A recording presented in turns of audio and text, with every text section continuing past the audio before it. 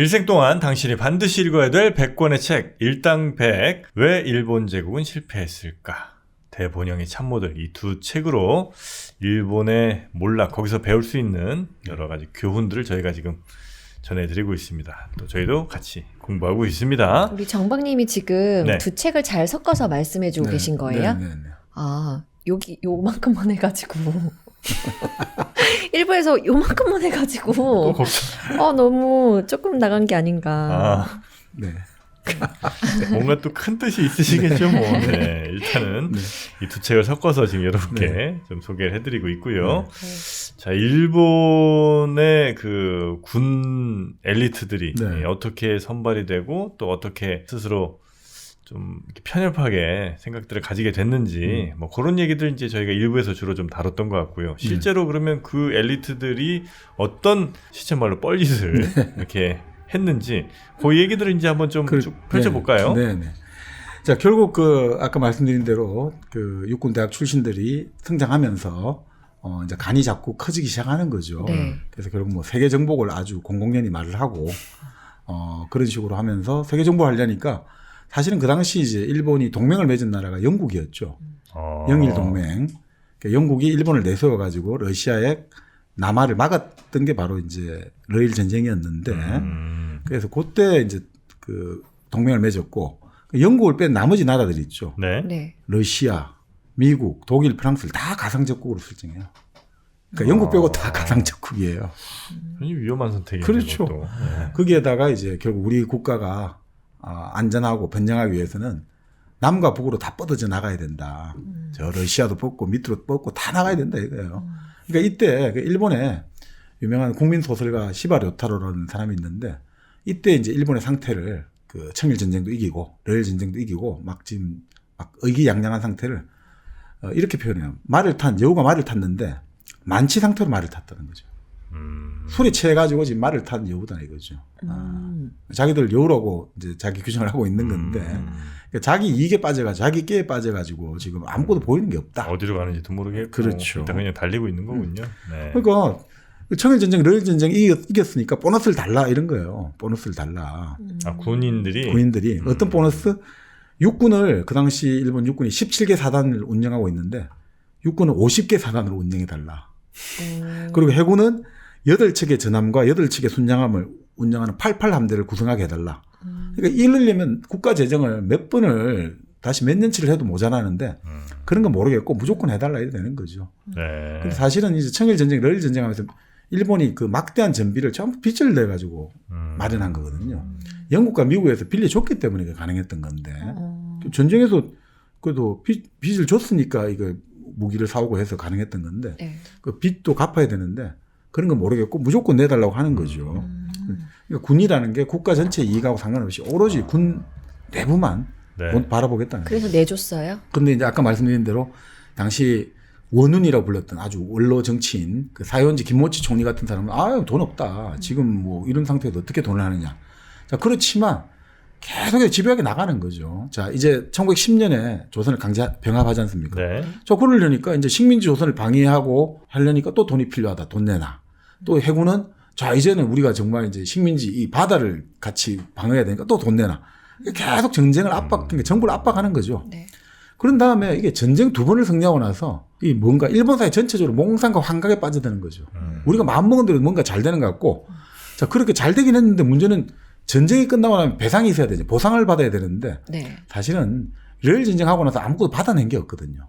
아, 그래요? 네, 왜냐하면 그때 일본도 사실 거의 죽기 일본 직전인 거예요. 이겼긴 이겼다 하지만. 그래서 누군가 빨리 휴전을 해줘야 됐거든요.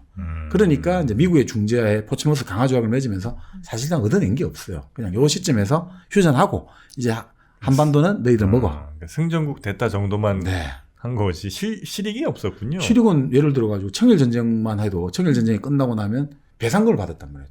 중국으로부터.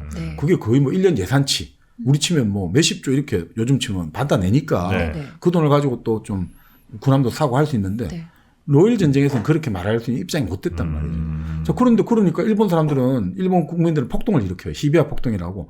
아니 전쟁 나면 다 뭐 잘 될 줄 알았더니 뭐 남은 거 아무것도 없고 이러니까 막 폭동도 일으키고 파출소 불태우고 난리가 난 거예요. 정부 고관 대작집에 돌 던지고.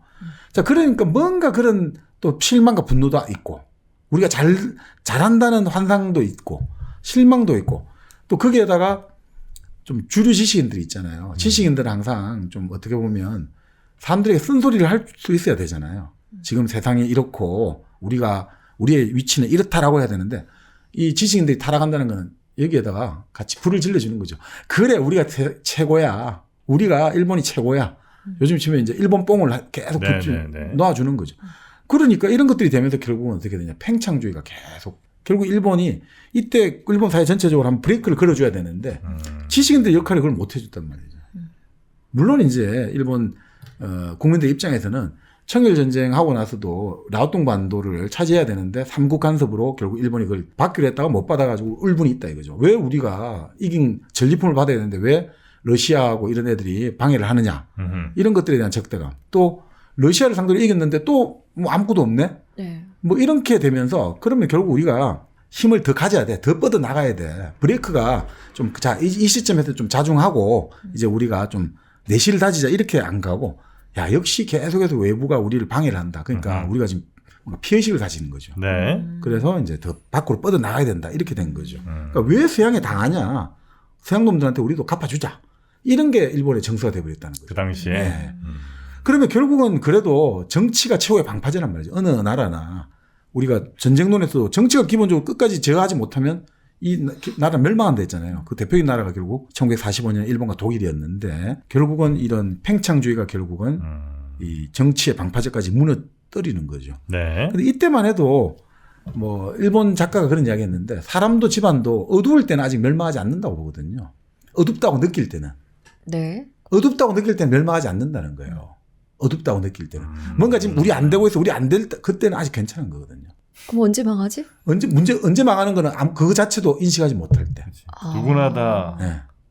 됐어. 지금이야. 너무 좋아. 이런 주식 시장도 똑같거든요. 네, 누구나 다, 될 것 같아. 이건 투자하면 무조건이야. 지금이야. 이거 하다가 혹시 뭐 금리 올라서 우리 망하는 거 아닐까? 아니면 경기 꺾이는 것 같은데? 인플레이션 때문에 뭐 안 될 거, 이런 생각을 안 할 때. 그때가 이제 보통 버블의 끝이라고들 많이 얘기하거든요. 그러니까 사실은 비관적일 때 있잖아요. 어둡다 느끼는 건 비관적이잖아요. 비관적일 때는 허세를 안 부리고 오히려 허장성세를 안 부리잖아요. 네. 있는 그대로 사실을 보려고 하잖아요. 네. 비관적이니. 그렇기 때문에 오히려 희망이 아직 있는 거죠. 오히려 비관적일 때 지금 말씀대로. 그런데 어떻게 되느냐. 그런 문제점 자체를 문제의식도 못 가질 때. 그게 이제 우리가 흔히 말하는 부패와 퇴폐의 차이가 될 수 있는. 부패는 개선할 여지가 있거든요. 내가 지금 부패에 있어. 지금 이거 돈 받으면 안 되는데 내가 지금 먹고 살기 힘들어서 좀 받으면서 나도 부패했구나 생각하면서도 부패한 건 알잖아요. 자기 자신이 잘못했다는 거. 네. 근데 퇴폐는 뭐냐면 이건 당연한 거지. 이거는 당연히 받는 거 아니야? 이건 당연히 줘야 되는 거 아니야? 당연하게 느낄 땐 퇴폐한 거죠. 그게 뭐가 잘못인지도 모르니까. 그러니까 퇴폐가 더 무서운 거죠. 그러니까 일본이 지금 그 상황까지 간 이제 거예요. 슬슬 가고 있는 거죠. 퇴폐의 상태로 가고 있는 거죠. 자, 그러면서 결국 이제 아까 말씀드린 대로 군인만이 육군성 대신이 되고 행군성 네. 대신되는 법이 좀 폐지하려 했거든요. 네. 그러니까 어떤 식으로 하냐면 육군에서 이제 관제 데모를 기획하는 거죠. 데모를.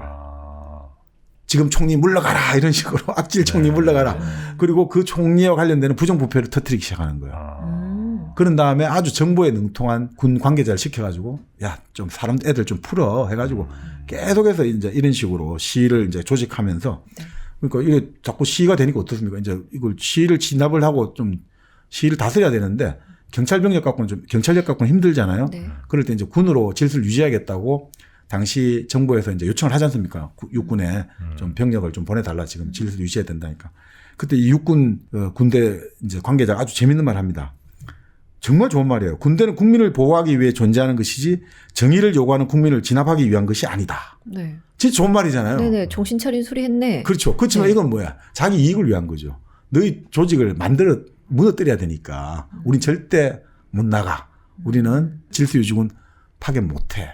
그러니까 명분은 어떻게든 써먹어지는 거예요. 좋은 명분은. 네. 이 정말 좋은 명분이잖아요. 군대는 절대로 정의를 요구하는 국민을 진압하면 안 된다. 명분은 맞는데 이게 결국은 또 당시에 일본 군부 입장에서는 자기들에게 눈에 가시가 되는 정부를 무너뜨리기 위해서 요 말을 씁니다 이거죠. 그 참이 가장 좋은 말도 이렇게 악용되구나. 참 뭐 악마도 성경을 활용할 수 있다니까 그렇긴 한데. 네. 자 그렇게 해가지고 결국은 그 내각을 결국 무너뜨렸어요.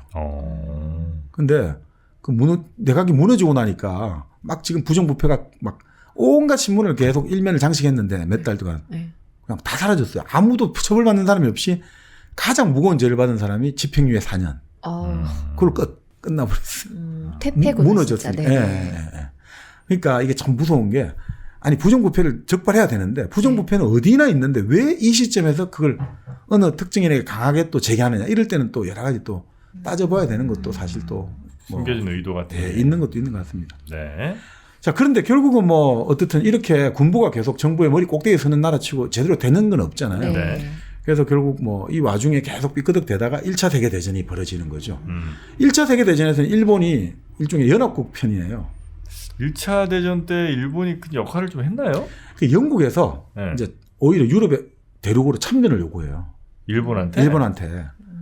지금까지는 일본을 이용할 줄 몰랐는데 참전을 요구하는데 애초에 영일 동맹 만들 때 기준 라인이 있거든요. 요 라인 안에서 동맹이 이루어지는 건데 네. 유럽에 가서 일본이 갈 의무는 없거든요. 그러니까 일본 입장에서는 뭐 계속해서 있는 거죠. 갈 수는 있는데 좀 요구 조건이 어마어마하게 이제 무리한 요구 조건을 들이대는 거죠.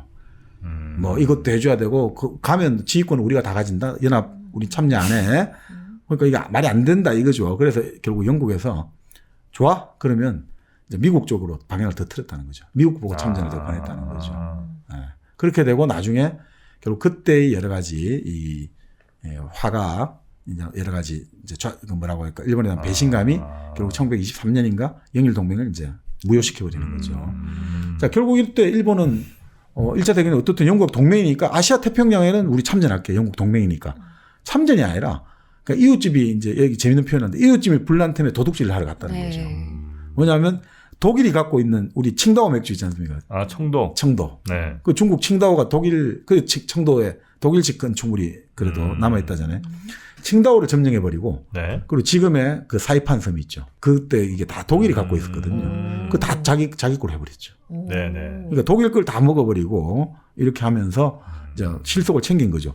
특히나 재밌는 게 시베리아 출병을 하거든요. 이때 시베리아를 가서 4년간을 시베리아에 주둔을 하는 거예요. 네. 왜 시베리아 갔냐면 우리가 1차 세계대전 그때 배웠지 않습니까? 스탈린 배울 때. 네. 자, 스탈린이 이제 1917년에 이제 혁명을 일으켰고 10월에 이제 공산당이 정권을 잡았지 않습니까? 네. 볼셰비크가 정권을 잡았죠. 네. 자, 그 상태에서 이제 독일하고 휴전을 맺게 되거든요. 강화협정을 맺죠. 자, 그러니까 어떻게 됐냐면 그 당시 러시아 땅에 체코 군대가 러시아 정부 편에서 독일과 오스트리아를 상대로 싸우고 있었거든요. 네. 그때 체코가 아직 독립국이 아니어가지고 체코 사람들이 이제 일종의 5만 명 모아가지고 이제 요번에 이 전쟁에서 우리가 독일과 오스트리아를 상대로 싸워가지고 하면 우리 독립시켜준다 하니까 열심히 싸웠어요. 또 체코 그 당시 공업이 발달해가지고 기관총 잘 만들었대요. 5만 명이 싸움을 하고 있는데 러시아 정부가 독일하고 정전을 해버렸잖아요. 네. 그러면 체코군이 싸울 데가 없잖아요, 이제. 네. 정전했는데. 네. 그러니까 이 문제가 엄청 큰 문제가 되어버린 거예요. 이 체코군이 5만 명을 어떤 식으로 그러면 서부 전선을 보내야 되는데 이게 서부 전선을 갈 수가 없잖아요. 독일하고 오스트리아가 딱 막고 있으니까. 네. 그래서 이제 미국하고 영국하고 그 당시 연합국 정부가 러시아 쪽하고 협의를 하는 거죠. 네. 러시아 정부하고 이제 새로 들어선 소련 정부하고 협의를 하는 거죠. 그래서 이 사람들이 정말 이 소련 내륙을 관통해갖고 시베리아 쪽으로 해서 플라디보스토크하고 배 타고 유럽 쪽으로 가게 협상을 하는 거죠. 근데 그렇게 하다 보니까 이게 제대로 안 될 거잖아요. 가다가. 블라디보스톡에서 뺑 돌아가서 이제 다시 유럽으로 돌아가게. 아유. 왜냐면 지금 딱 독일과 오스트리아가 딱 지금 네. 그 서쪽에 딱 있으니까 못 가잖아요. 그죠? 자, 그러니까 이 체코군을 구해줘야 될 거 아닙니까? 이 가다가 지금 독일 애들이 또 얘들을 그거 할 수 있고 또 그러니까 얘들 구해줘야 되니까 어떻게 해야 되느냐. 서로 이제 연합국이 서로 약속을 한 거죠. 네. 자, 미국 군대 얼마, 영국 군대 얼마, 그리고 뭐 프랑스 군대 얼마, 중국 군대 얼마가 이제 이쪽에 시베리아 쪽 이렇게 지역을 나눠 들어가가지고 이 체코 군인들이 무사하게 요 러시아 땅을 빠져나오도록 우리가 도와주자. 그래서 본래는 일본 군대가 12,000명 가기로 했거든요. 시베리아에. 네. 근데 딱 갔는데 72,000명을 보낸 거예요. 왜 이렇게 많이 보냈어요? 이기에 시베리아에 자기들이 위성 국가를 하나 만들려고 시베리아 다 먹어버리려고. 욕심도 진짜 많다. 진짜 꿈도 크다. 이때 그래 7만 2천명을 보낸 거예요. 왜냐하면 그 당시 이제 소련 내전이 일어나고 있지 않습니까? 계속 내전 상태고. 근데 7만 2천으로 거기를 먹을 수 있다고 생각한 것도 대단한 거 아니에요? 근데 뭐 지금 여력이 없지 않습니까? 지금 그 러시아가? 네, 러시아가. 네. 그러니까 7만 2천 명이 가고 되고, 그러니까 진짜 이제 본격적으로 한번 크게 한번 훔쳐보자 이렇게 된 거죠. 자, 그래서 이때 이 사람들이 결국 어떻게 됐느냐? 갔는데 아무리 그래도 그렇지 미국이나 영국이나 이걸 가만 보고 있겠습니까? 아니 얘들이 뭔데 주가 지금 이걸 다 먹으려고 그래. 그건 절대 안 되는 거죠. 그래서 결국 4년간 그렇게 주둔만 하고 있고, 뭐 전투는 좀 했겠습니다만, 주둔하다가 결국 얻어낸 게 뭐냐면, 러시아 중앙은행이 갖고 있던 황금 16톤이 이쪽으로 와 있었거든요. 그거를 그냥 자기들이 빼앗아 버린 거예요. 황금 16톤, 이게 큰 거죠. 지금 우리가 3.75g이 지금 한 20만 원 넘어가잖아요. 네. 16톤이에요. 이거를 이제 자기들이 그냥 갖고 가버린 거죠. 별로 다른 게 전리품이 없잖아요. 그러니까 황금 16톤이라도 이제 일본에 들고 오라 해가 가는데 다른 거니까 영국하고 미국도 난리가 난 거죠. 아니 그걸 왜 너희들이 꿀꺽하냐. 그다음 제일 그걸 열받은 데가 바로 소련이죠. 계속 이제 스탈린 쪽에 돌려달라고 요구를 했던 거죠. 왜 안 주냐. 근데 꿈쩍도 안 했던 거죠. 그래서 나중에 여러 가지 이제 해석이 있습니다. 2차 세계대전이 이제 일본이 졌지 않습니까? 네. 그리고 일본 관동군이 소련에 60만 명이 포로가 됐거든요. 근데 이 포로가 됐으면 포로를 돌려보내줘야 되잖아요. 네. 스탈린이 10년간 강제 노역을 시켜. 강제 노동을. 그래서 그때 금값이다, 복수 이거. 아니냐. 예, 금값이다. 그런 이야기도. 그러니까 60만 명이 10년 동안 강제 노동. 그래서 죽은 사람도 엄청 많은 거죠. 그 추운 데서. 예. 그 추운 데서 뭐 음식도 제대로 먹겠습니까? 뭐.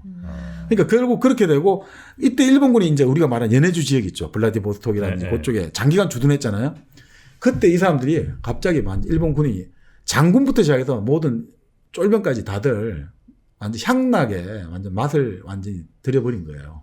왜냐하면 그 당시 이제 러시아 혁명이 일어나면서 여러 이제 그 러시아의 이 사람들이 우크라이나 쪽이든 이쪽 사람들이 귀족들이나 이쪽 사람들이 이쪽 시베리아로 많이 도망을 쳐왔잖아요. 우리 닥터 집하고 보면 네네네네. 꼬마롭스키도 네네. 결국 이쪽에 가면 저 시베리아 쪽에 가면 내가 내 별장이 있어 이런 식으로 말하는데 그런 식으로 내 연해주 쪽에 가면 내 라인이 있어 이렇게 말하듯이 그렇게 많이 오다 보니까 자 여기 왔는데 먹고 살 게 없잖아요. 그럼 여자들은 결국 이제 흔히 말하는 향락 업종에 종사할 수밖에 없잖아요. 그러니까 일본군이 주둔해 있으니까 뭐 월급이든 뭐가 나올 거잖아요. 네. 그러니까 이제 향락에 갑자기 전부 촌 사람들 일본에 완전히 진짜 심심산촌 완전 벽촌에 있다가 갑자기 그 당시 또 프랑스의 리도 캉캉쇼가 그때 있었는지 모르겠는데 그런 파리에서 유행하던 그런 음란태폐한 쇼를 블라디보톡이 즐기게 되니까 너무 좋은 거예요 애들이. 그래서 흑원 날 그런 짓에 빠져들다 보니까 전부 성병에 다 걸려버린 거예요. 오. 장군부터 시작해서 쫄병까지 다 성병에 걸려고 난리가 나버린 거예요. 아이고. 왜요? 왜 웃어요? 한심해서 그러지. 한심해서. 한심해서 웃는 거 맞아요? 한심해서. 네. 아이고. 근데 그래서 결국 그때 이제 이 참 웃긴 그 우픈 이야기인데 이때 이래서 안 되겠다 해가지고 위안부를 만들었다는 거예요. 이때부터 일본 군이 자 이렇게가 하니까 애들 성병 걸려가 군대 전력이 보존이 안 되잖아요. 다 성병 걸려갖고 뭐 전투를 할 수 없으니까 군대가 이제 관리를 해야겠다. 그러니까 이것만 봐도 사실은 자꾸 일본은 위안부의 존재를 자꾸 뭐 민간이 어쩌고 했다는데 이거는 이미 일본군의 이 진출에서부터 관련돼 있는 거예요. 그래서 군대 정부가 개입했다는 거예요. 일본 국가기관이. 자 이러면서 결국은 뭐 아까 말씀드린 연해주 공화국 이런 거 세워질 수는 없는 거고 네. 결국 오히려 일본이 이걸 통해 가지고 너무 욕심을 부리니까 아까 말씀드린 영국도 이제 일본하고 동맹 거절하게 되고 미국하고 관계도 안 좋아지게 된 거죠. 1차 세계대전 이후로 일본이 너무 자꾸 만주나 시베리아 욕심 부리니까 미국에서 이제 불안하게 된 거예요. 얘들이 지금 너무 다 먹으려고 그런다. 미국 입장에서는 어떻든 후발국이잖아요. 식민지가 없잖아요. 그리고 자기들 국가 모토가 자유독립인데 어떻게 식민지하기는 좀 그렇잖아요. 네. 그래서 뭔가 시장 개방 이런 걸 원했거든요. 자기들 뭐 이제 그래도 이득을 얻어야 되니까 그러니까 중국 대륙도 호혜 평등 원칙에서 시장 개방을 하고 뭐 이렇게 해야 되는데 일본이 아시아를 다 독차지하려니까 이건 아니지. 그래서 그때부터 미국이 일본을 견제하면서 일본으로부터 이민을 금지하는 법도 만들어요.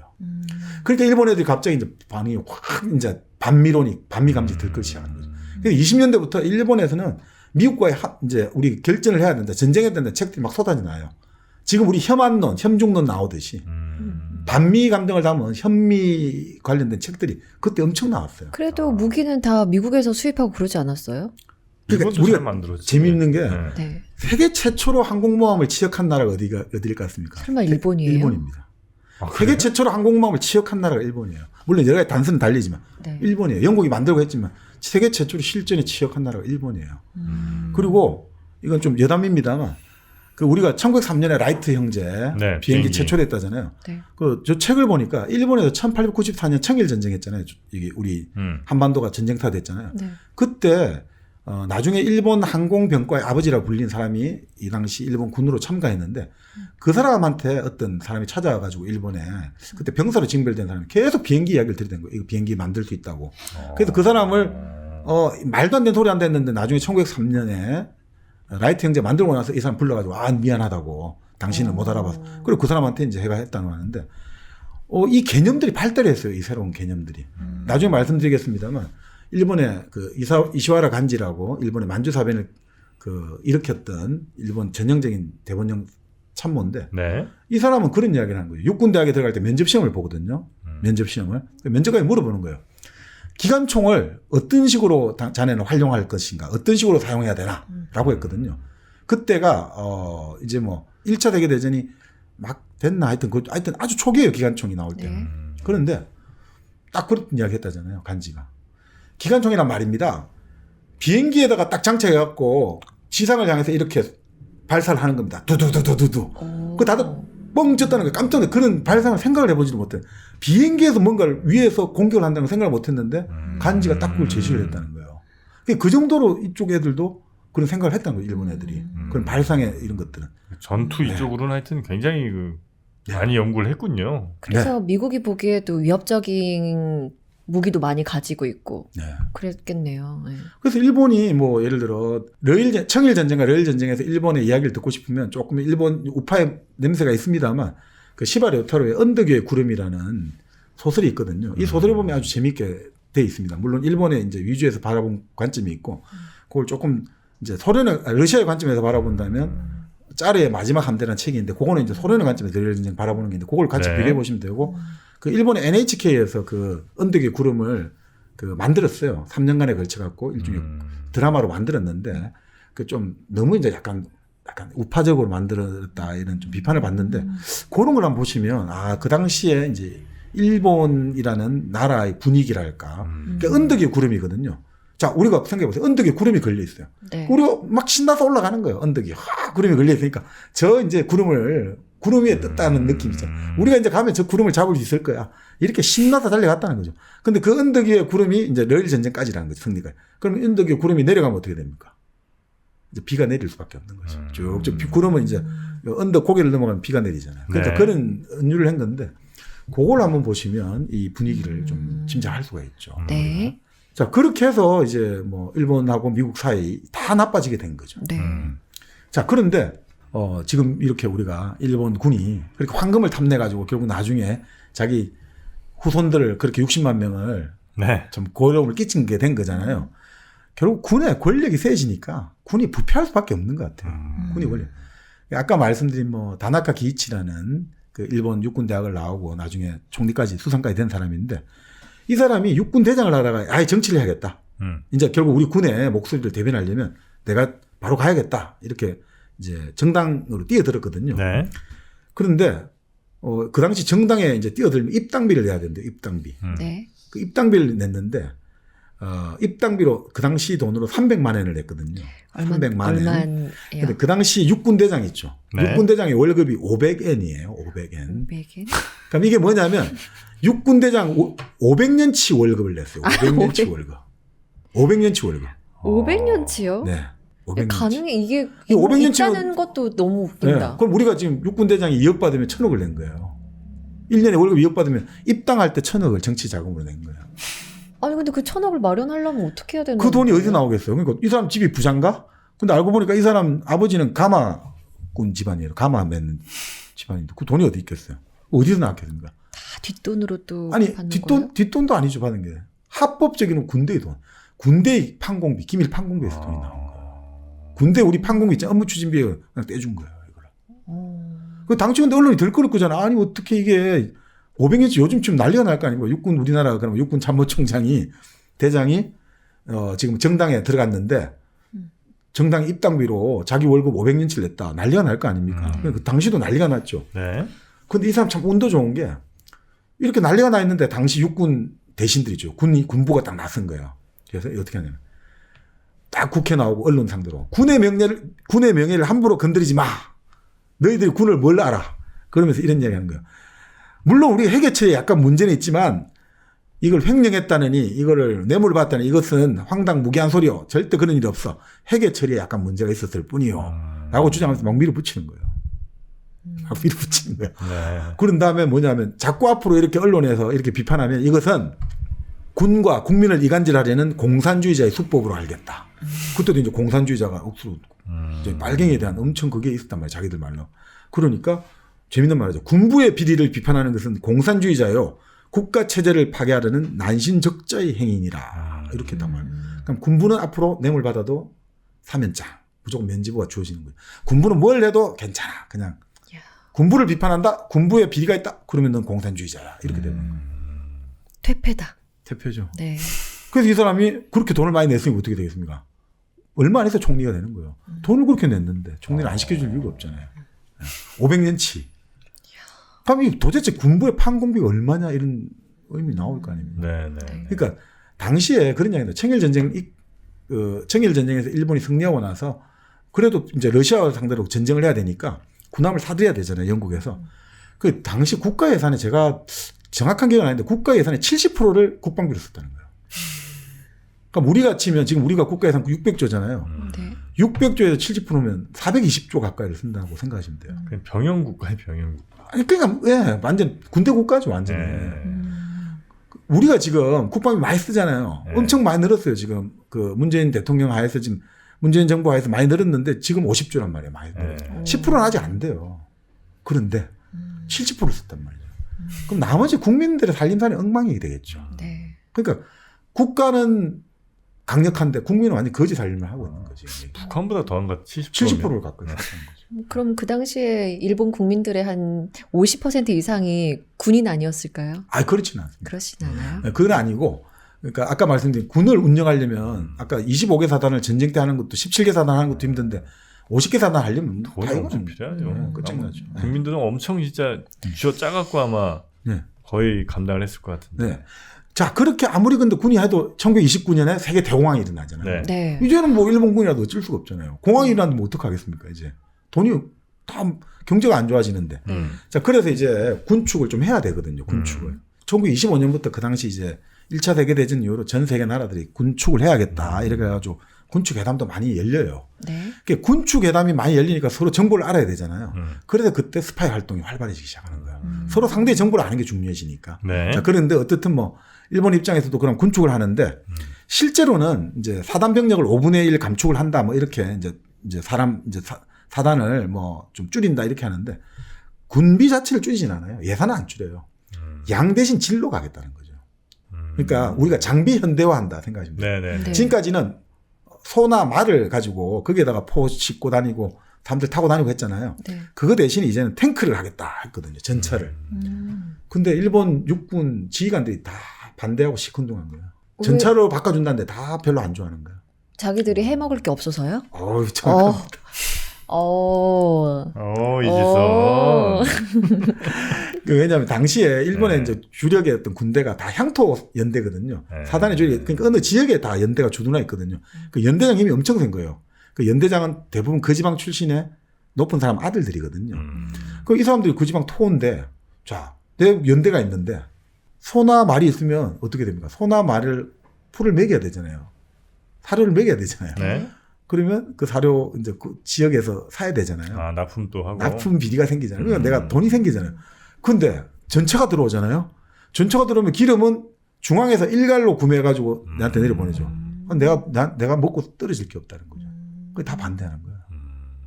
그러니까 그런 이야기 하는 거죠. 해군은 위에서부터 섞고 육군은 중간에서부터 섞는다. 해군은 왜? 해군은 군함을 크게 들어와야 되잖아요. 네. 그러니까 군함이 크게 들어올 때 이 단가가 엄청나게 크니까 그걸 결정하는 건 전부 높은 사람들이 해야 되잖아요. 해군 대신 대장들. 그러니까 그 사람들한테 돈이 가는 거고. 육군은 이렇게 중간 중간에서. 딱 이렇게 탱크 대신에 이렇게 해가지고. 네. 그러니까 이런 막 우리가 일본 군도 얼마나 비리가 심했냐면 이런 연대장들이 2차 세계대전 때도 연대장들이 힘이 세잖아요. 네. 그러니까 징집 통지서를 연대장이 그 자기 동네 안 보내주면 징집 안 되는 거예요. 그러면 뒷돈을 받고 안 보내주고. 안 보내고. 근데 왜, 진짜 이렇게 썩었으면 일본에 있는 국민들이 막 들고 일어날 만도 할 텐데. 네. 그런 게 없었다는 이유. 군대 국가잖아요. 아까 말씀드렸잖아요. 군대의 비리를 비판하면 너 뭐 공산주의자, 천황을 부정하는 일왕을 부정하는 난신적자. 그러면 끝이거든요. 대역죄가 뭐냐면 그 일왕을 뭐 시해하려고 했다든지 시해하는 음모를 했다든지 이러면 대역죄가 무조건 처해요. 네네네. 네. 그러니까 그런 무시무시한 시대인데 누가 그렇게 하겠습니까? 그러니까 이런 뭐 일본 육군이랄까 일본 군이 그러니까 이런 첨단 무기를 하면 좋아야 되는데 내 먹을 게 없으니까 안 들어주고. 네. 그리고 그만큼 보수적이라는 거죠. 그러니까 이 재밌는 사례를 봤는데 일본의 장교들이 그 칼 차고 다니잖아요. 일본도 같은 거. 네. 네. 근데 이게 외국도 차고 다니지만 상징적이잖아요. 그렇죠. 그러니까 우리가 보통 영화 보면 일본의 군인들이 백병전 좋아하잖아요. 착금 해가지고 총 앞에 칼 딱 붙여가지고 막 이제 일본 장교가 딱 칼 듯 쳐들어갖고 돌격 앞으로 이래가지고 뭐 한다 이래 하는데 그건 영화적인 요소래요. 실제로는 러일 전쟁 때 그렇게 하다가 다 죽어버려가지고 이렇게 하다가 소리 지르고 다 죽어갖고 이제 2차 세계대전 때고 중일 전쟁 이럴 때는 조용하게 신호로 가지고 딱 하고 이래가는 거지 소리 지르고 이렇게는 안 했다는 거예요. 근데 어쨌든 칼 이런 거는 뭐 우리가 그런 느낌 있잖아요. 일본을 네. 상징하는 게 막 일본 장교 칼이고 막 사람 목 빼고 이런 건데 이것 때문에 일본이 얼마나 많은 이제 항공기 피해를 받는지 모른다는 거예요. 항공 때문에? 칼 때문에. 뭐냐면 장교들이 칼을 차잖아요. 네. 자, 비행기를 타잖아요. 근데 이 칼이 일본의 칼이 뭐 이렇게 두드려가지고 단조를 내가 만든 칼이라서 자성이 엄청 세대요. 자력이. 자석같이. 네. 자, 그런데 자 비행기 옛날 비행기 레이더가 없잖아요. 네. 나침반 이런 거 갖고 하잖아요. 이런. 그러니까 이 아. 칼을 가지고 있으면 어떻게 이게 그걸 해가지고 생각하는 항로리터가 전부 다 항천길로 다 떠나버리는 거예요. 그런데도 안 바꿨다는 거죠.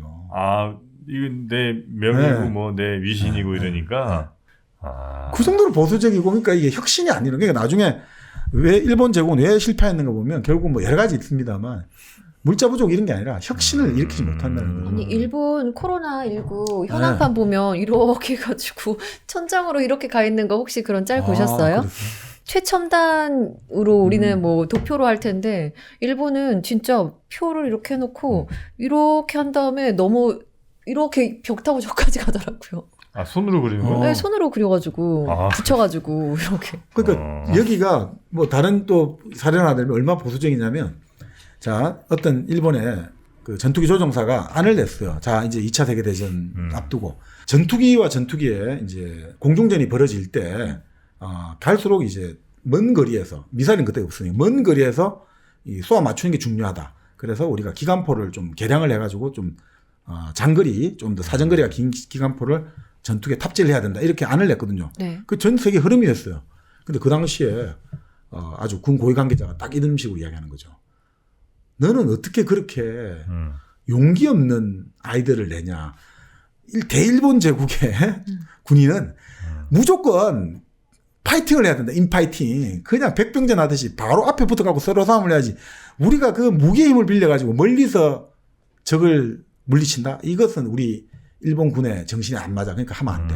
그거 다 나중에 전투에서 다 지잖아요. 근데 그 정도로 보수적이라는 거예요. 옛날부터 내려오던 걸 해야 된다 이거죠.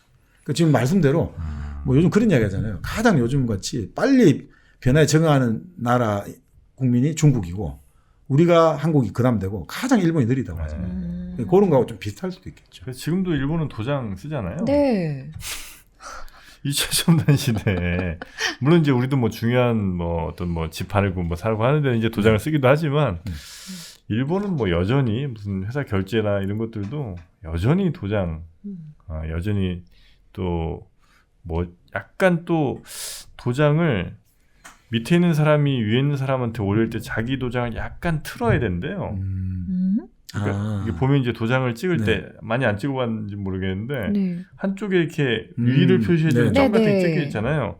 그거를 이렇게 맨 위를 딱 그냥 하면 정영진 이름 딱 똑바로 나오잖아. 네. 그러면 안 되고 네. 약간 한 15도 틀어갖고 찍어야 된대요. 왜 그러냐면 이게 예의를 하려면 약간 허리 굽혀서 그렇죠. 인사하는 듯한 네. 느낌으로 이름도 살짝 인사하는 거야. 도장도 인사하라고요. 도장 인사를 해야 되는데 그런 후닥다리 생각을 아직까지 하고 참 있으니 희한하다. 뭐 아무래도 폐쇄적인 구조에서 위계적인 이런 것들이 있다 보니까 네. 그 질서라는 게 제일 중요하잖아요. 위계의 질서. 음흠. 이게 흔들어지면 그 사회가 예전에 네. 우리가 그 국화와 칼에서 네네네. 잠시 봤습니다. 그런 네. 것들이 아마 좀 작용할 수도 있겠다는 생각이 드네요. 그런 이런 나라에서 정치는 어떻겠습니까? 사실 뭐 누가 여기에서는 뭐 진보나 보수 사실 일본은 그런 게 굉장히 좀 약한 나라잖아요, 그죠? 그나마 이제 우리나라만 돼도 뭐 보수다 진보다 이런 게 좀 나뉘어 있긴 한데 일본은 그런 것도 거의 없는 것 같고. 여러 가지 뭐 이런 말은 합니다만 이제 예를 들어서 그 기독교가 성행하지 못했잖아요, 그죠? 네. 지금도 인구의 한 1%밖에 안 되잖아요. 음. 그 예전에 뭐 후메라든지 여러 가지 기리스탄이라고 부르죠. 그러니까 그걸 탄압을 해서 그렇다는데 또 어떤 사람은 일본에는 그 기독교를 대표하는 게 있다는 거죠. 기독교를 대표하는 기독교를 거예요? 대체하는 게. 아, 대체하는 그게 게. 이제 일왕이라는 거죠. 아. 일왕이 계속해서 하는 임무가 그거든요. 위령하는 거. 그리고 사람들 위로해주고. 그러니까 그게 사실 종교적 기능을 대신해주고 있다. 아, 그래서 뭐 그렇게도 보기도 네. 하고 또 사실은 또 2차 세계대전이 이제 일본이 지고 나서 미군정이 들어와가지고 새롭게 처음 할 때 나름의 일본의 노조랄까 시민단체를 키워주려 하다가 결국 한국전쟁이 일어나고 소련의 어떤 존재 때문에 네. 안 되겠다. 다시 이 사회주의를 완전히 그러니까 거의 막 좀 완전히 탄압을 해버리고 또 완전히 꺾어버렸다는 거죠. 네. 그래서 지금은 어떤 혁신이랄까 이게 쉽지가 않다는 뭐 그런 여러 가지 뭐는 있습니다만. 하여튼 네. 뭐 우리나라 같은 경우는 그런 서로 다른 어떤 네. 정치 체제에 대한 사람들의 뭐 궁금증이나 호기심, 나랑 어디가 맞을까 이런 것들을 이제 찾아볼 수 있지 않습니까? 네. 네. 어디서 찾아보면 좋겠습니까? 뭐야? 옥소? 옥소 폴리틱스. 폴리틱스. 네, OX를 생각하시면 쉽습니다. 아, 네, OX, 옥소. 옥소 폴리틱스. 여기에서는 특히나 그 내 입에 딱 맞는 공약 맛집 셰프가 있어요. 그러니까 사실 공약이라는 게 어떤 건 이제 나한테 맞기도 하고 어떤 건 좀 안 맞을 수도 있잖아요. 네. 설령 내가 지지한 후보를 할지라도 안 맞는 공약이 있을 수 있는데 그런 공약들을 여러 가지 한번 쭉 살펴보고 이게 나한테 얼마나 맞는지를 성향을 테스트할 수 있는 거죠. 그래서 나는 그냥 우리 엄마가 좀 찌그레서 혹은 뭐 내가 그냥 이 사람 좋아하는 줄 알았는데 공약들을 보니까 오히려 나는 이 후보가 더 잘 맞더라. 저 후보가 또 더 잘 맞더라. 이럴 수 있다는 거죠. 그래서 공약들을 판단하면서 내 정치 성향도 한번 확인할 수 있고 또 어떤 후보만 생각을 했는데 그 후보의 진짜 공약들이 뭔지 잘 모르는 경우도 많은데 그런 후보의 공약들도 확인할 수 있는 옥소 폴리틱스. 지금 대선이 좀 얼마 안 남았잖아요. 네. 거기 대선 맛집이겠네요, 지금. 거기 지금 다 몰려들고 있습니다. 네. 네, 여기 지금 가입하는 행렬들이 뭐 그 제주도의 연도는 뭐 아무것도 아니랍니다 지금. 제주도의 연돈. 여튼 네. 옥소 폴리틱스에서 여러분의 성향도 파악하시고 여러분에게 딱 맞는 후보도 한번 골라보시기 바라겠습니다. 또 이용자들끼리 채팅도 가능한 옥소 폴리틱스 앱 한번 쭉 깔아보시면 감사하겠습니다. 네. 포털 사이트에서 옥소 폴리틱스 검색해 보셔도 대단히 감사하겠습니다. 네. 자 이렇게 뭐 군부의 치밀할까 이런 것들이 계속해서 뻗어 나가고 네. 그리고 뭐 그 일본 사회를 하나씩 장악해 나갔는데 우리가 이제 본론에 들어와 가지고 대본령의 참모들 이 참모들이 그러면 어떤 식으로 이렇게 오만방자하게 행동을 하느냐. 네. 거기 첫 번째가 어떻게 보면 뭐 여러 개 있습니다만 1928년에 아까 처음 말씀드린 중국의 동북왕이라고 불렸던 장장님이 탄 전용 열차를 폭파시켜서 폭사시킨 사건이죠. 네, 네. 그게 이제 첫 번째죠. 이게 관동군이 이제 저질렀거든요. 이게 관동군이라는 게 뭐냐면 아까 말씀드린 1900를 전쟁 이기고 나서 일본이 여순이랄까 그 라오뚱 반도에 있는 중국의 그 주요 항구를 자기들이 이제 관할하게 되거든요. 네. 그래서 이제 중국의 예로부터 북경으로 가는 중요한 요충지가 산해관이라는 지역이 있어요. 산해관.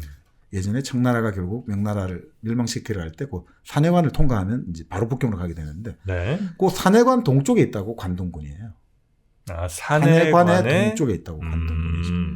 관의 동쪽 관동군. 우리도 관동, 관서, 관북 하잖아요. 네네네. 우리가 뭐 예전에 천령관인가요? 천령관 네네네네. 뭐 그죠? 서쪽, 북쪽, 뭐 동쪽 하듯이. 네, 있죠. 네. 여기도 이제 산해관의 동쪽에 있다고 관동군인데 이쪽 사람들이 1905년부터 계속 주둔하면서 자기들 이권을 관리하다가 이 장철인하고 아주 친밀한 관계인 거예요. 자기들의 이제 이익을 대변해주고 밀어주고 이랬는데, 아이, 이제 우리가 직접 통치할래 된 거죠. 직접. 그래서 이 장철인을 제거를 한 거죠. 암살을 한 거죠. 네. 자, 그러니까 이게 사실은 국제사에 얼마나 큰 파장을 일으킵니까? 한 나라의 어쨌든 지도자 국가 같은 원수인데. 사람이. 네. 그래서 나름 뭐 여러 가지 이제 진상 조사를 하고 군법에 처벌을 해야 되는데 알고 보니까 그 관동군 참모들, 뭐 소자, 중자, 대자들이 일으켰단 말이죠. 위에 아무런 지시도 없이. 그러니까 우리 같으면 군법에 열어갖고 이거는 어떻게 보면 사형감 아닙니까? 네. 근데 아무도 처벌을 받지 않는 거예요. 아무도 처벌을 받지 않는 거예요. 그래서 주모자는 어떻게 하냐면 우리 일본에 인구도 많이 늘어나고 식량 문제가 해결해야 되는데 이 만주를 우리가 와야 된다. 그래서 내가 이 일을 저질렀다. 이렇게 해가지고 군대에서는 예편하는 걸로 끝난 거예요. 그 대신 어떻게 하느냐. 관동군에서 이 사람 예편했지만 이 사람 밀어줘야 된다 해가지고 막 사업가로 하는데 엄청나게 지원을 해주는 거죠. 그래서 돈을 엄청나게 벌게 되는 거죠. 그래서 나중에 28년에 이 황구툰 사건 이후로 31년에 만주사변을 일으키거든요. 만주사변을 일으켜서 결국 이제 만주를 완전히 다 석권하게 되는데 그때 일으킬 때 필요한 돈을 바로 이 고모토 다이사쿠 대자가 지원을 해주는 거예요. 다 연결되는 거예요. 자기들 관동군 후배들한테 지원해 주는 거죠. 네. 자, 이게 결국은 이제 만주사변이 정말 뭐 일본 군의 대표적인 하극상 중에 하나인데 이거는 이제 이런 거죠. 황고툰 해보니 이거 뭐 몇 명 그렇게 한 명 죽여갖고 재미없겠다. 일으키려면 오히려 크게 일으키자라고 생각한 거죠. 그래서 자기네 관할이거든요. 만주 봉천 외곽에 네. 유조라고 하죠. 유조라고 하는데 그 만주 철도를 저가 먼저 파괴를 했다고 하죠. 저가 파괴해놓고 나서 이거 중국 놈들 횡이야라고 투입자갖고 전쟁을 시작한 거죠. 근데 이게 참 재밌는 게 그때 한번 우리 중국 공산당에서도 이야기해드렸습니다만 네. 당시 장세랑 장장년 네네. 아들이죠. 자, 그때 군대가 50만 군대가 있어요. 그 당시 군대가. 네, 중국 군대가. 중국 동북군 자기가 네. 관할한. 그 다음에 백성이 자기가 관할하던 국민이 3,700만 명. 그리고 만주 110만 제곱킬로미터예요. 땅이에요. 네. 근데 그 당시 일본 관동군이 10,000명 정도에 불과했다는 거예요. 그럼 못 이겼을까? 첨단 무기도 동북군이 월등하게 우세했거든요. 그러니까 지려고 해도 질 수 없는 전쟁인데 그냥 그래서 그런 이야기 나오잖아요. 이거는 그냥 마약에 취해서 갖고 명령을 못 내렸다. 장개석이 일부러 장신왕의 힘을 약화시키려고 일부러 후퇴를 하라고 했다. 그렇게 해서 이 사람 반격을 안 해가지고 그러니까 관동군은 완전히 무혈 입상을 하게 된 거죠. 네. 도저히 질 수 없는 상황에서. 그래서 결국은 어떻든 이 이후로 한 방에 뜨게 된 사람이 스타가 된 사람이 이시와라 간지인 거죠. 이시와라 간지. 여기서 그 당시 이시와라 간지 계급이 우리 치면 영광급이거든요. 소련 중령 대령할 때 영광급. 네. 소련과 중령이었는데 인력 바로 이제 대본령의 최고 핵심 부서가 최고 노른자이가 작전과 작전부거든요. 네. 그쪽으로 가게 되어서 인력 3인자가 되는 거예요. 사실상. 사고 한번 크게 치면 저렇게 다 출세하구나라는 걸 알려주는 거죠. 네네. 그래서 아까 위에 사람 아래 사람 타다면서 하는 일마다 실패한 사람을 대본령 참모라고 했잖아요. 네. 일본에서는 이제 관동군이 계속 이렇게 황고툰 폭사 사건 일으키고 만주사변 일으키니까 일이 생겼을 때 물어보거나 보고하지 않고 지 마음대로 하는 사람을 관동군이다. 그러니까 화극상하는 사람을 관동군이라고 부르는 거야. 그러니까 우리가 보통 화극상이라고 할 때 윗사람의 명령을 따르지 않는다든지 지시를 따르지 않는 사람을 보통 화극상이다 이렇게 하는데 일본에서는 화극상의 의미를 아래에 있는 사람, 힘이 약한 사람, 하층에 있는 사람이 자기 정치적으로 자기 신분이 높은 사람을 공격하는 것을 하극상이라고 하거든요. 공격하는 거라. 그러니까 이 사람들은 소령 중령밖에 안 된 사람들이 장군들을 무시해버리고 자기들이 일을 저지르잖아요. 그래서 이제 하극상한 사람을 그때부터 넌 관동군이냐 이렇게 부르다잖아요.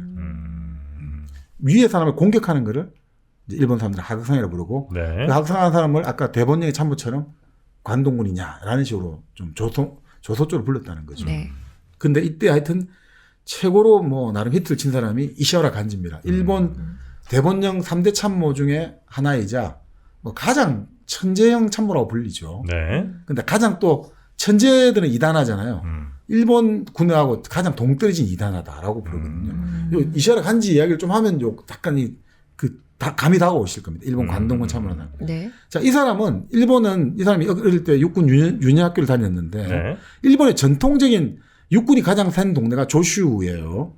지금 바로 아베 수상이 선거구가 있는 곳이죠. 조슈본. 조슈본. 야마구치현이죠, 지금. 네. 그쪽이 육군의 모든 걸 다 장악하는 거예요. 근데 이 사람은 그쪽이 아니라 완전히 일본의 좀 변방에 태어났어요. 네. 네. 그래서 이제 육군 유년학교를 다녔는데 그때 그림을 매주 2장씩 스케치를 제출해야 됐대요. 왜냐면 나중에 막 이제 작전 짜고 이럴 때 작전도 그림 그려야 그려야 되니까. 되니까. 자, 그런데 그 당시 3학년, 요즘 지금 중3인데 네. 그림을 뭘 그렸냐면 제목을 나의 보배 화장실에서 그림 해가지고 딱 제출한 거예요. 자기 고추를 딱 그린 거예요. 자기 생식기를. 와, 잠깐만. 그래서 어떻게 나의 보물 화장실에서 그림 해가 딱 숙제로 제출하니까 아유. 미술쌤이 난리가 난 거죠. 아니 이런 완전히 이런 이 못돼 먹은 놈이 있나. 네. 그래서 교사회의를 열어갖고 처벌해야 된다 이랬는데 네. 이때 교사회도 비슷해요. 아, 얘 정말 대담하다. 칭찬해줘야 된다. 이렇게 봐라. 이렇게 우리 좀 상식을 벗어나는 행동하는 애를 우리는 좀 박수를 쳐야 된다. 그렇게 해서 우리 칭찬을 받았다는 거죠. 어머. 그러니까 상식하고 좀 다른 행동을 하는 사람이에요. 네. 그죠? 실제보다 너무 크게 그린 건 아니었을까요? 그럴 아, 수도 그래서 있겠죠. 대단하다. 이건 추상화야. 자, 그렇게 해서 이제 육군대학, 이제 육사를 졸업하고 육군대학을 갔는데, 아유. 차석으로 졸업한 거죠. 그러니까 정말 엘리트죠. 네. 차석으로 졸업했는데 아주 이제 고집스럽고 오만불순한 거죠. 내가 뭐, 내 위에 없다 이거겠죠.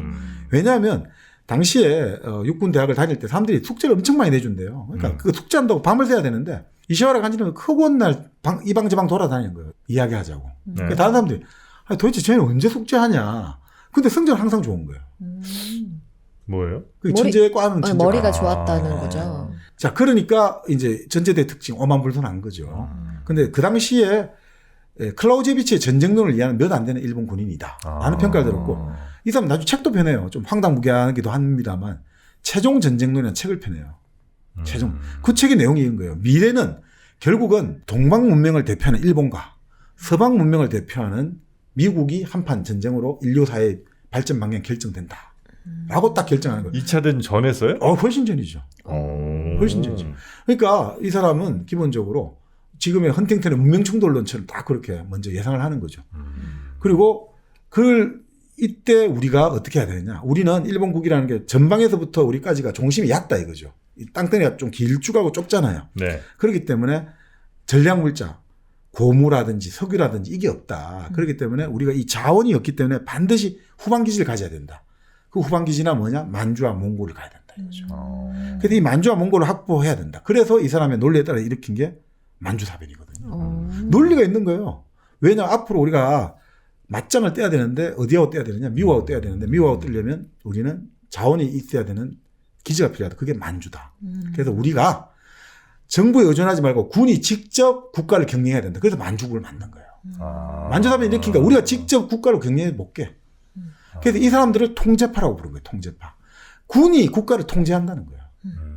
황도파는 뭐냐면 일왕을 내세워가지고 우리가 일왕이 직접 이제 정부 없애버리고 일왕이 직접 통치, 군하고 전부 다 통치하는 거고 그래서 재벌이랄까 고위 관료를 없애버리는 거고 통제파는 좀 더 머리가 어떻게 보면 좋은 사람들이겠죠.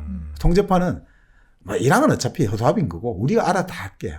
그러니까 통제파는 대부분 중상위층이 많고 네. 황도파는 좀 없이 사는 집이 많아요. 본래 영국 왕실에 관심 가진 사람들이 영국의 왕이 어떻고 이런 관심 가진 사람들이 그 사이에서 가장 하층민들이 관심 많잖아요. 네. 왕이 어떻다, 공주가 어떻다, 왕이 누구하고 만났다더라. 스캔들 좋아하는 사람들은 이제 경제적으로 어려운 사람들이 좋아하거든요. 대리만 좋아하는. 네. 그러니까 황도파도 좀 그런 경향, 황도파는 좀 집안 어려운 하급 병사들, 하급 군관들이 많이 따랐던 거죠. 근데 통제파가 결국 고단수죠. 통제파는 네. 기본적으로 딱 우리가 국가를 결국 통제를 해야 된다. 컨트롤 해야 된다. 군대가. 그 이시와라 간지가 그 대표하는 사람이죠. 네. 네. 자, 그래서 이 사람 같은 경우 책을 또 이제 뭐 전쟁사 대관 이런 책도 냈는데 여기에 보면 이런 대목도 나와요. 앞으로 원자핵 분열, 그 당시 이제 물리학의 최신 성과를 딱 이해를 하고 있는 거죠. 원자핵이 분열해가지고 그 에너지를 군사상 응용하면 한순간에 전쟁의 성패는 결정될 수 있다. 오, 진짜요? 네, 41년에. 원자 폭탄에 그걸 예언한 거죠. 진짜 똑똑하긴 똑똑했네요. 그러니까 이게 기술에 대한 신무기에 대한 관점이 있는 거죠. 네. 이런 것들을 가지고. 그러니까 아까 말씀드린 항공기의 역할, 앞으로의 전쟁은 항공. 그러니까 이게 참 재밌는 게 이게 당시에 이런 사람이 결국은 이제 그 일본의 태평양 전쟁을 일으킨 결국 도조 히데키가 같은 통제파지만 이시와라 간지가 자기한테 무시를 하거든요. 저 도조는 상등병이야. 우리 지금 1등병이야. 쟤 바보야. 이러니까 자기가 잘라버렸거든요. 네. 그런데 사실은 이 이시와라 간지 같은 경우는 그 항공의 중요성이랄까 이런 걸 이해를 하고 있단 말이죠. 네. 그러니까 사실 우리가 생각하기에는 뭐 항공기가 그냥 공격하면 된다 생각하잖아요. 바다와 육지가 공격이 완전히 다르거든요, 항공기가. 그러니까 나중에 일본에 또 뭐 정말 일본의 절대 악인을 부르는 스지 마사노부 소자라는 사람이 일본에 섬을 가는 거예요. 일본이 저 과달카날이었나? 그쪽에 가가지고 네. 일본 군인이 죽어가면서 이런 이야기 하는 거죠. 중자님, 우리가 저 미국은 비행기를 가지고 공격을 하고 폭격하는데 우리는 그게 없어갖고 이렇게 힘들지 않습니까? 그러니까 제가 모은 이 돈을 가지고 반드시 비행기를 만들어주세요. 이렇게. 그래서 자기가 이제 스지 마사노부가 기우해갖고 난리가 나는 거예요. 육군에 가가지고 야, 빨리 육군 항공기 저기 보내. 바다 건너 보내가지고 제발 우리 군대 좀 애들 살려. 이렇게 하는데 육군 항공기는 막 반대를 하거든요. 말이 안 된다. 이해를 못 하는 거예요. 그러니까 뭐냐면, 저도 이제 그건 들은 이야기니까요. 기본적으로 육군 항공은 있잖아요. 육군에서 이제 우리가 육지에서 항공 공격하는 거는 고정된 목표물이 있잖아요. 목표물이 고정돼 있잖아요. 진지랄까. 네. 아니면 뭐 탱크가 지나고 있는 거는 직선 운동을 하잖아요. 네. 직선으로 가잖아요. 길 따라 직선을 가고. 그러니까 공격하는 게 이렇게 일직선이라든지 고정돼서 공격하거든요. 바다는 뭐냐면 평면이잖아요. 함이랄까 이런 건 계속해서 평면에서 움직이잖아요. 네네네. 그러니까 이 공기의 개념이 완전히 다르다는 거예요. 그리고 육지에서는 항공을 할 때 비행할 때 어떻습니까? 비행하기 따른 어떤 기준점들이 있잖아요. 산의 위치랄까, 뭐 여러 가지 지형이란 게 있으니까 대충 뭐 이런 거 없어도 어느 정도 자기가 뭐 이거 안 봐도 갈 수가 있는데 네. 바다는 완전히 사막 같은 거잖아요. 아무런 지표가 없잖아요. 네. 진짜 뭐 일망무진이니까. 완전히 다른데 그걸 여기는 그러니까 일본의 그 천재 참모라 불렀던 사람조차도 그런 개념을 이해를 못하고 항공기는 똑같은 거 아니냐, 무조건 위에서 쏘면 되는 거 아니냐 라는 식으로 막 계속 엉뚱하게 해가지고 그렇게 해서 또 일본 다 망하는 거죠 결국은. 그러니까 그런데 어떻든 이시와라 간지는 그걸 개념을 알고 있는 거죠. 아, 이게 이렇고 저렇고 하는 거는. 지금 이제 뭐 여러 얘기가 좀 나오고 있는데 네. 일본의 네. 그 불운 혹은 뭐 일본 패망의 네. 가장 큰 이유 중에 하나는 러일 전쟁이나 중일 전쟁의 운 네. 좋은 승리였던 것 같네요. 네, 맞습니다. 근데 맞습니까? 운 좋다고 할 수 있어요. 지금 들어보니까 네. 군사들 엄청 잘 키웠고 엘리트고 네. 네. 머리는 일단은 전쟁에 대해서 빠삭한 것 네. 같거든요.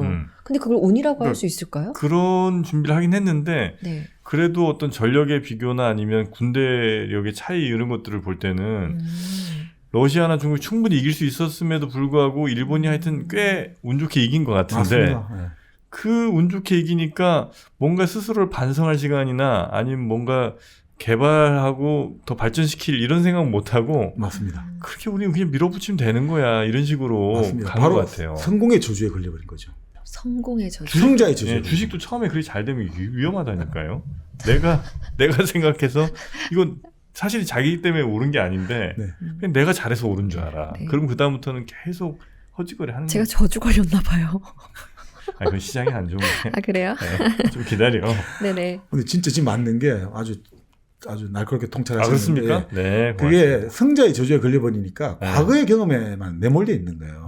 무슨 말이냐면 과거에 이렇게 이겼잖아요, 이거죠. 세계 최강의 발틱 함대를 동해에서 맞아가지고 도고 헤이아치로 제독이 이끄는 연합함대가 도고 턴을 가지고 쫙 했고 함대끼리 모여가지고 함대와 함대 결전이라고 하거든요. 함대와 함대 못해가 결전에서 우리 이겼잖아. 그 함대 대포가 크고 배가 클수록 쏘아가 이기더라. 그러니까 이겼단 말이에요. 그 큰 쇳덩어리를 우리가 격침시켰다. 이게 완전히 막. 그러니까 앞으로의 모든 아무리 뭐 항공모함이 나오고 바뀌어도 됐어. 함대 결전. 이미 바뀌었단 말이에요. 배가 중요한 게 배가 띄우는 에어크래프트 캐리어죠. 항공모함에서 이게 나와가지고 공격을 하는 시대인데 이제 배끼리 싸움하는 시대는 갔거든요. 근데 계속 거기서 못 벗어나는 거예요. 그리고 육군도 마찬가지인 거죠. 육군은 이제 뭡니까? 정말 이제는 막 그 화력이 장난 아니게 발전을 해버렸는데 1차 대개대전 기간 초인데 2차 대개대전 화력이 이제 뭐 탱크라든지 이게 어마어마하게 이제 완전히 전쟁의 어떤 최종兵으로 바뀌었는데 여전히 계속 검꽂고 돌격 앞으로 이렇게만 하고 우리는 강하다. 우리는 1대 10이야 항상. 일본 병사는 미군 10명을 상대할 수 있었고 아무 근거도 없어요. 그러니까 이런 정신주의를 우리는 이겼거든. 우리가 절대 질 수밖에 없는 청일 전쟁에서 아시아 최강 청나라를 격파했고 세계 최강의 러시아를 격파했다. 뭐로? 오로지 정신력으로. 그러니까 그걸로 끝나는 거야. 그 다음부터는 혹시 전투에서 지더라도 이건 정신적 부족이지. 맞습니다. 우리 무슨 군대 이게 안 돼서 안 된 게 아니다. 이런 생각들이 이제 팽배해지는 거죠. 그러니까 지금 이게 바로 우리가 어떤 조직에든 다 들어가거든요. 선거는 지금 하고 있습니다만 네. 어떤 정당이 이길 것인가. 성자의 조지에 빠지면 무조건 지는 거죠, 다들. 예전의 경험을 신주단 지점 신봉하면 상황은 항상 바뀌고 유권자는 항상 바뀌는데 예전에 우리가 이랬으니까 이긴다. 그건 정말 위험하게 되는 거죠. 네. 그래서 옛날에 하는 이야기였거든요. 명장은 절대로 한 번 승부하고 나서 절대 두 번 다시 전장에 나가지 않는다거든요. 왜냐하면 한 번 크게 이긴 전략을 자기는 아무리 두 번 새로운 전쟁이 나도 또 쓸 수밖에 없어요. 아무리 내가 이거 하면 안 된다 해서 또 쓰게 될 수밖에 없어요. 그렇기 때문에 상대들은 근데 그 전략을 다 알고 있잖아요. 다 공부했거든. 그래서 정말 위대한 장군은 딱 한 번 이기고 절대 그 다음에 전쟁 안 나가요. 그래서 이제 집에서 주로 이제 커피를 드시죠. 네. 한번 크게 이기신 장군들은 그렇습니다. 집에서 난 1승 거뒀어. 1kg 커피만 마실 거야. 이런 느낌으로 이제 1kg 커피를 드십니다. 이렇게 생각하면 어때요? 아침에 1kg 커피 마시고 나가면 좋은 일이 있었어. 이렇게 생각이 들면 그다음부터 계속 반복적으로 1kg 커피를 마실 거 아니에요. 그렇죠. 좋은 의미의 징크스죠. 그쵸. 그렇게 실제로 일종의 리추얼이라고 그러죠. 네. 의식을 치르는 분들이 있습니다. 네. 아침에 딱 커피도 그분들은 이제 딱 정확한 정량 그렇게 가시거든요. 항상 내가 먹던 커피. 왜냐면 그게 이제 나의 하나의 그 일상이자 의식이기 맞습니다. 때문에 그렇게 이제 하시는 분들도 있고요. 네. 그런 분들께도 당연히 추천해드릴 만한 그 리추얼 향 커피가 또 있습니다. 의식 커피. 의식 커피. 네, 그거 한번 네. 드셔보시면 좋겠고요. 그리고 1kg 커피는 또 평소에 저는 이제 하루의 일과를 마치고 집에서 그 드립백으로 컵에 내려서 이렇게 마시면 진짜 편하게 되어 있더라고요. 그거 드셔보셨잖아요. 네네. 딱 봉지 뜯어서 컵에 걸고 뜨거운 물만 내리면 끝입니다. 심지어 저는 제가 이 커피를 잘 마시진 않는데 음. 내리는 내가 너무 우아한 거예요. 뭡니까 일종의 바리스타가 된 느낌. 네네네. 그랬어요. 그거 맛들려 갖고 괜히 또 막 이렇게 큰 뭐 머신사고 뭐 이러면 그럼 또 그때부터 재미가 없어요. 지금 딱 1kg 커피에 드립백 딱 그 정도가 딱 좋습니다. 향 네. 좋게. 자, 1kg 커피의 다양한 커피들 많이들 즐겨주시기 바라겠습니다. 1kg 커피 앱을 다운받으시거나 1kg 커피를 포털 사이트에서 검색하시면 되겠습니다. 자, 그나저나 우리 정광님 어떻게 하시려고 지금 한 요 정도 나간 것 같아요. 요 정도. 요 정도 그러니까 나간 이게 것 같아요. 네. 우리 정광님도 승자의 저주에 걸렸어. 그렇구나. 처음에 이게 또 우리 시청자는 얼마나 좋아합니까? 네. 이러니까 이제 계속 그냥 쭉쭉 가는데 제가 볼 땐 지금 4분의 1 나갔거든요. 네. 나머지 4분의 3을 저희는 이제 방법이 있습니다. 4분의 3을 여러분이 한번 읽어보시라고 이제 말씀드릴 수도 있고 정 여러분이 바쁘시고 우리한테 정 우리 그냥 소개를 해달라고 하시면 네. 저희가 다음 주에 또 해드리는 수밖에 없죠. 그러면 조회수 보고 선택하실 건가요? 일단 10만 넘어가면 하고 아니면 뭐 여러분 생각이 없는 걸로 알겠습니다. 일본 아이템까지 갖고 갔는데 10만이 안 되면 우리 이거 계속 못합니다. 아, 전 진짜 엄청 재밌거든요, 지금. 네. 자, 일본이 본격적으로 패망하게 되는 그 과정들이 또 그렇죠. 있어요. 네. 아까 그거 말씀하신 과달카날 네. 그쪽에 또 섬들에서의 전쟁, 미국과의 그 치열한 전쟁들이 굉장히 재밌는 얘기가 많습니다. 그렇습니다. 우리 예전에 네. 스탈린하고 할 때 그 노모난 할인골이라고 거기서 그 2차 세계대전에 소련을 구한 이제 영웅이죠. 주코프 장군. 네. 그게 바로 이 39년 몽골 노모난 전투에서 일본군을 완전히 박살을 내고 하는 그 과정들. 그리고 그 그렇습니다. 이후에 뭐 지금 말씀드린 미드웨이 해전이라든지 그 과달카날 전투라든지 네. 이런 것들을 통해 가지고 또 어떤 식으로 해서 이렇게 망할 수가 있구나. 이렇게도 볼 수 있고 결국 이거는 뭐 우리가 이 전쟁 이야기를 하는 것은 결국 우리 일상을 지키기 위한 거죠. 전쟁이야말로 우리 일상의 소중함을 가장 잘 인식할 수 있는 계기잖아요. 네. 그러니까 일상의 소중함을 더 깨우치고 또 이 전쟁을 통해서 결국 조직이고 개인이 어떤 식으로 결국 혁신하지 않은 인간은 결국 도태될 수밖에 없구나 이런 걸 많이 느끼게 하죠. 알겠습니다. 그럼 그런 내용들을 여러분과 함께 저는 같이 배우고 싶습니다. 여러분의 선택이 그 다음 주의 주제를 네. 결정하게 되겠습니다.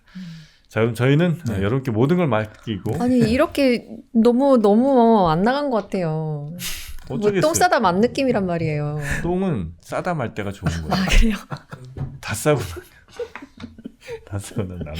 네. 자, 그러면 네. 우리 일본 제국 왜 실패하였는가 그리고 대본영의 참모들을 통해서 일본의 패망 이유 또 조직이라는 게 어떻게 또 망하게 되는지 그렇죠. 네. 그 삶도 한번 우리가 살펴보고요. 또 전쟁이 얼마나 무서운지도 한번 이 책을 통해서 더 배워보도록 하겠습니다. 네. 자, 그러면 저희 일본이 이렇게 망한 이야기는 2부 여기까지 일단 네, 정리를 하시죠. 한번 하고요. 네.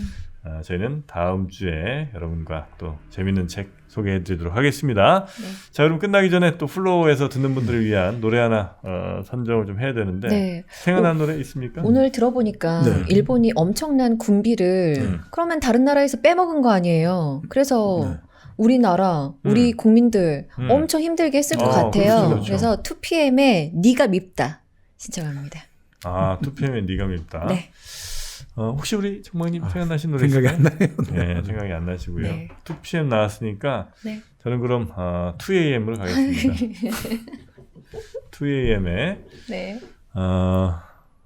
2AM 어, 노래 있잖아 좋은 거 많잖아요. 많죠. 그래서 2AM 이 시간 이 책을 전 더 붙잡고 싶습니다. 붙잡고도. 그런 노래가 있어요? 붙잡고도. 노을 노래인가요? 이거는 노을인가 다른 노래인 거예요. 네, 그러면 역시 이지선 씨 선곡이 정말 좋습니다. 네네. 노래를 어쩜 이렇게 잘 선곡하는지 모르겠어요. 네, 이지선 씨 노래로 이번에도 가겠습니다.